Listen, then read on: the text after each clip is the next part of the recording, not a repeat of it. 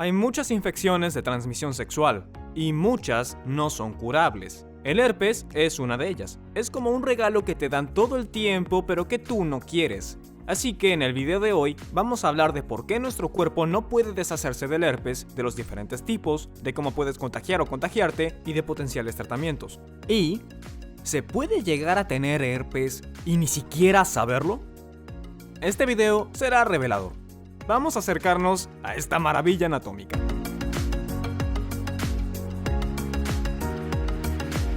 El herpes es una infección viral que se manifiesta típicamente con forma de vesículas en la piel, y una lesión vesicular o una vesícula es como una ampolla, y con el tiempo se pueden ulcerar y crear costras durante el proceso de curación.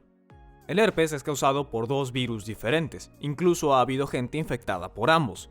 Uno se llama herpes simple tipo 1 o HSV1, y el otro se llama herpes simple tipo 2 o HSV2. El HSV1 se asocia comúnmente con las irritaciones alrededor de la boca y los labios, a menudo conocidos como llagas o fuegos labiales, mientras que el HSV2 es asociado más comúnmente con heridas alrededor de la zona genital e incluso el ano. Pero hay algunas similitudes entre estos dos virus. Por ejemplo, las formas de contagio. El HSV1 se contrae o se esparce a través del contacto directo con las secreciones orales infectadas de alguien con HSV1. Esto de hecho pasa mucho durante la infancia. Entonces, si un padre o un hermano tiene una lesión visible con secreciones orales infectadas transferibles por un beso o por compartir algunos objetos personales, seguramente contagiarán a otro.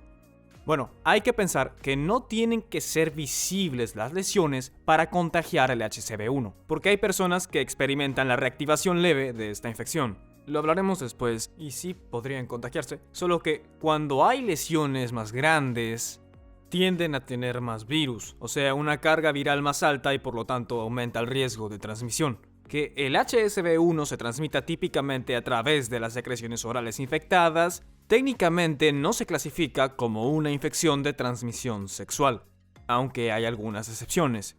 Sin embargo, el HSV2 sí se clasifica como una infección de transmisión sexual porque se transmite más comúnmente a través del contacto con las estructuras genitales de una persona que está infectada. Abordemos la duda que seguramente todos tenemos.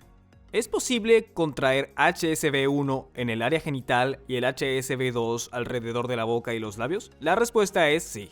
Ambos tipos de virus han sido aislados a partir de lesiones genitales y lesiones orales. La cuestión es que es más común encontrar HSV1 en la boca y HSV2 alrededor de los genitales. Obviamente, la transferencia podría ocurrir a través de formas orales de conductas sexuales. Por ejemplo, si alguien tiene una infección activa de HSV1 alrededor de la boca y le hacen sexo oral a otra persona, transferiría el virus a la zona genital. Y también puede pasar al revés. Si alguien tuviera HSV2 en los genitales, podría transferirlo a la boca con el sexo oral. Por eso tenemos que discutir el herpes que va y viene todo el tiempo. En otras palabras, ¿por qué nuestro sistema inmune se le dificulta tanto erradicar el virus? Porque todos aquellos que han sufrido con los fuegos labiales y otras manifestaciones de la infección tienen una muy buena idea de que hay temporadas en que las lesiones aparecen y luego sanan, luego desaparecen y hay cierta variación en intensidad y frecuencia con que puedes experimentarlas. Y para poder entender cómo funciona, tenemos que hablar de lo que se conoce como una infección primaria y de cómo los virus se instalan en una fase latente por un tiempo y se pueden reactivar periódicamente. Cuando la persona queda expuesta al virus por primera vez, el virus ataca a las células epiteliales, que son las que conforman la superficie de la piel y a veces algunas membranas mucosas, como la membrana mucosa que está en el interior de la boca. Este virus entra a las células epiteliales y comienza a replicarse, a copiarse a sí mismo. Luego, y esto es muy importante para la discusión, el virus se muda a una neurona que esté cerca o esté asociada con el área de la piel o de las células epiteliales, y cuando llega a la neurona sensorial, viaja a través de las conexiones neuronales hacia algo llamado ganglio sensorial. Ok, sé que ganglio es una palabra rara, pero sigan poniendo atención, porque un ganglio sensorial es una colección de cuerpos de células neuronales, y en el cuerpo de esas células es donde encontramos el núcleo y otros organelos. Entonces, si estamos hablando de una infección oral, se va a instalar en el ganglio llamado ganglio trigémino. Muchos ya han escuchado del nervio trigémino. Es un nervio muy importante de la cara, recibe información de la piel de la cara. Y si es una infección genital, se alojará en lo que se conoce como el ganglio sacro. La razón por la que menciono esta información sobre los ganglios es porque aquí es donde el virus evade parte de la respuesta inmunológica y causa que se convierta en una infección de por vida. Volvamos al principio del proceso cuando el virus entra a las células epiteliales.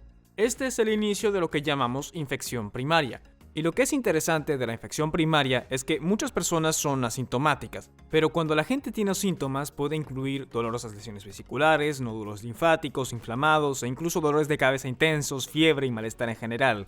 Esto significa que te duele todo. Los síntomas se pueden presentar en una ventana de 2 a 12 días después de la exposición y si presenta lesiones vesiculares pueden durar desde 1 hasta 3 semanas. Y las lesiones genitales tienden a durar más o menos ese periodo de 2 a 3 semanas. ¿Y qué pasa cuando tu cuerpo tiene que lidiar con una infección primaria? Bueno, aquí es cuando comienza la fase de la infección latente, donde el virus se queda contenido en los ganglios sensoriales. Y tengan en mente que nuestro sistema inmunológico, aunque no puede erradicar completamente el virus, puede lidiar con él hasta cierto punto. Por ejemplo, nuestro cuerpo sana y mejora desde la infección primaria, y con las infecciones recurrentes como las que estamos mencionando, la gente que lo ha experimentado sabe que las lesiones pueden aparecer y luego sanar, así que nuestro cuerpo tiene esa habilidad, en especial cuando las lesiones son en la piel. Puede sanar esas lesiones. A mí me da la impresión de que nuestro sistema inmunológico empuja al virus de vuelta al ganglio sensorial, como si lo estuviera conteniendo hasta que ocurra la reactivación de la infección.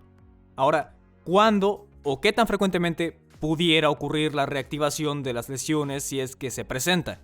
Pues es una variedad de factores. Depende de tu cuerpo y sistema inmunológico, cosas inherentes a tu cuerpo que son únicas y responden al virus, y también hay factores ambientales. Algunas de las cosas que se cree que pueden influenciar la reactivación del virus son la inmunodeficiencia, cuando el sistema no funciona como debería, el estrés, la luz del sol e incluso la fiebre. Por eso a la gente le dice fuegos labiales o ampollas por fiebre, porque la gente nota que surgen cuando tienen una herida en los labios o fiebre. Ahora, cuando llegan a la fase de reactivación, el virus regresa al ciclo de replicación y se mueve hacia las neuronas sensoriales y hacia la zona de la piel que esa neurona comunica, vuelve a las células epiteliales y comienza a copiarse.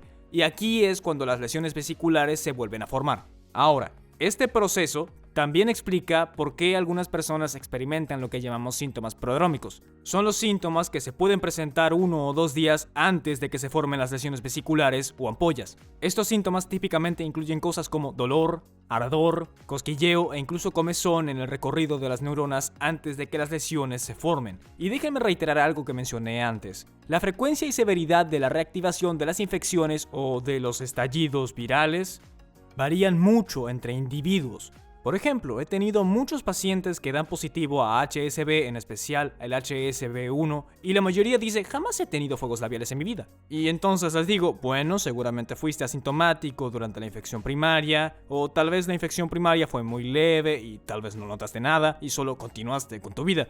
Tal vez tu cuerpo hace un enorme esfuerzo para contener esa infección y no permite que se presente una recaída o un estallido viral. En fin, otra cosa que es interesante es que la intensidad de la infección primaria, en general, la severidad, se correlaciona directamente con la frecuencia y la severidad de los brotes. Si la infección primaria es intensa, entonces más severos y más frecuentes van a ser los brotes o reactivaciones. Otra cosa que hay que considerar es que el HSV2, la infección genital de herpes, es muchísimo menos sutil. A lo que me refiero es que es más probable que tengas más rebrotes con el HSV2, la infección genital, en comparación con la infección oral del HSV1. No podemos curarla y no podemos erradicar el virus, pero ¿hay algo que podamos hacer para evitar la reactivación o los brotes? La respuesta es que sí. Por ejemplo, hay medicamentos tópicos disponibles que pueden probar. La mayoría de los medicamentos tópicos son ungüentos que ayudan a tolerar el dolor y síntomas. La lidocaína tópica podría adormecer y reducir el dolor, lo haría más llevadero. Pero el medicamento que hasta ahora ha probado ser más efectivo es el grupo de los antivirales.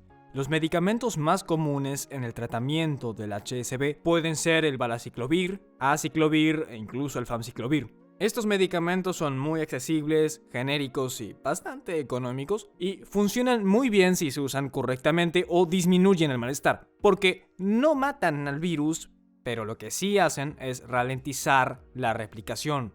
Porque recuerden, durante la reactivación de la infección o un rebrote, el virus regresa al ciclo de replicación y se comienza a copiar. Estos medicamentos ayudan a inhibir ese proceso y ayuda a que el sistema inmunológico pueda empujar al virus hacia su fase latente. Y bueno, como ya lo mencioné, estos medicamentos deben usarse de forma correcta.